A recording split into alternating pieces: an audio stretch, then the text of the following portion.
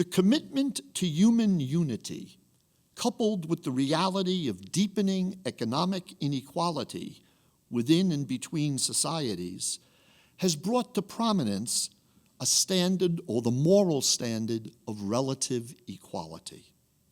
Within Catholic social teaching, relative equality is an expression arising from a commitment to solidarity. The modifier relative here signals that the equality we're aiming at is not absolute, where everyone has exactly the same share of benefits and burdens. Relative equality means that we keep inequalities within a range of moral limits. There's a variety of factors: need, merit, contribution to the common good, that may justify different treatment of individuals. But there are limits to be set on the differences that are permitted. Not only should we have floors below which no one should be allowed to fail, we must also consider whether there are ceilings above which no one should rise. We need to set limits for the sake of limiting inequality.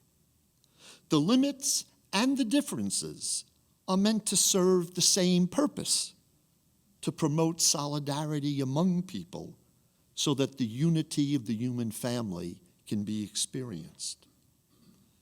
There is in that latter aim an intimation of a conclusion that has been reached by the modern papacy regarding the growth of significant inequalities in our world.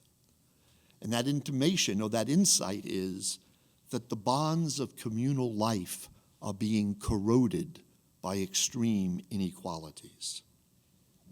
It is the divisiveness caused by grave economic inequality that makes it such a concern, because the resultant breakdown of community stands in opposition to the theologically informed vision of the Catholic moral tradition, that we are essentially a communal people. Because of the appeal of participation as an aspiration in human history, it has become difficult to discuss moral equality while walling it off from the realms of politics and economics. Inequality in one sphere of life tends to undercut equality in other realms of life. Human dignity, in other words, is threatened not only by moral inequality, but by political and economic inequality as well.